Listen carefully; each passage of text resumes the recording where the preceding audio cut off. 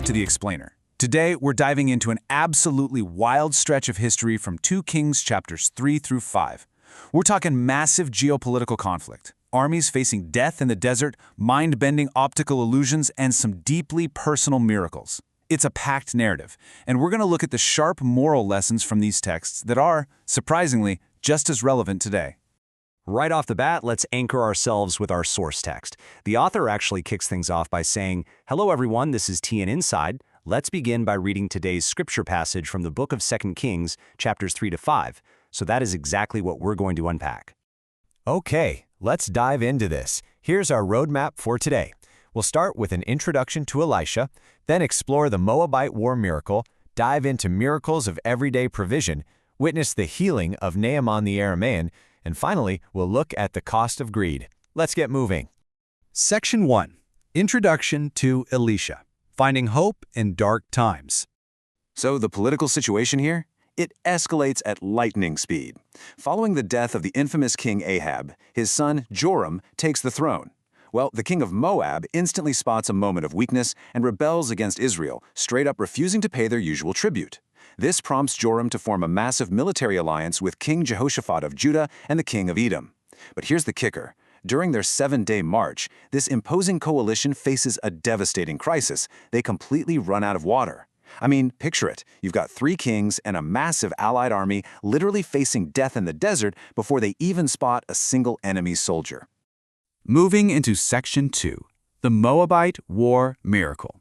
A prophet on the battlefield. In utter desperation, these 3 kings go looking for the prophet Elisha. And honestly, he is not thrilled to see the king of Israel. He actually tells Joram he wouldn't even give him the time of day if it weren't for his profound respect for Judah's king.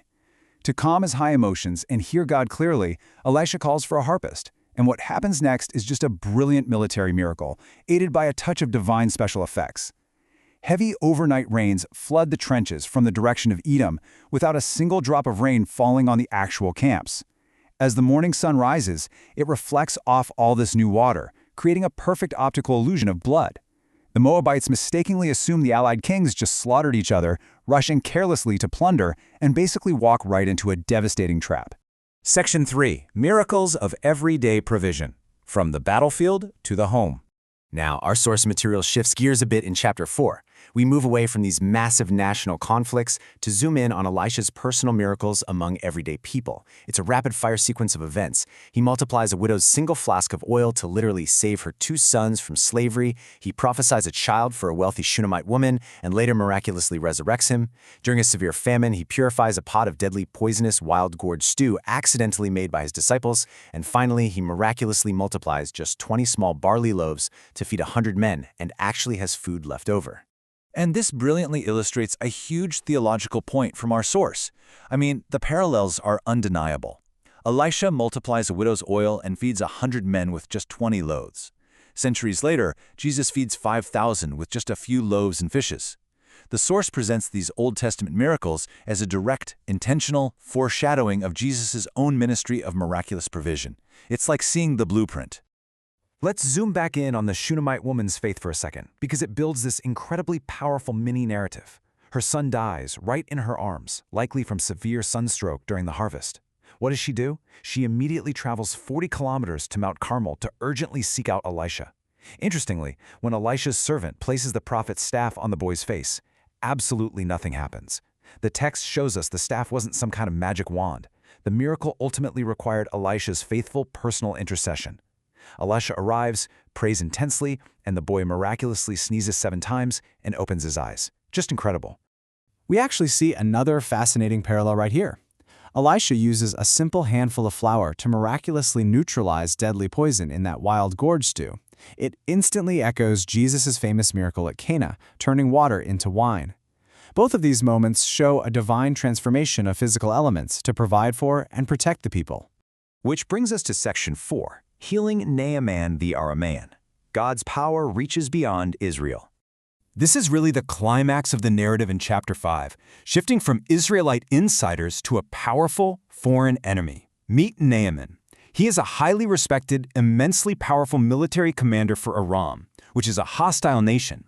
But despite all his prestige and massive wealth, he suffers from incurable leprosy. It's a striking paradox, right? Worldly power crippled by a physical condition. And amazingly, it's a captive Israelite servant girl in his own household who points him toward hope, mentioning the prophet Elisha. The dynamics of how this healing goes down are incredible.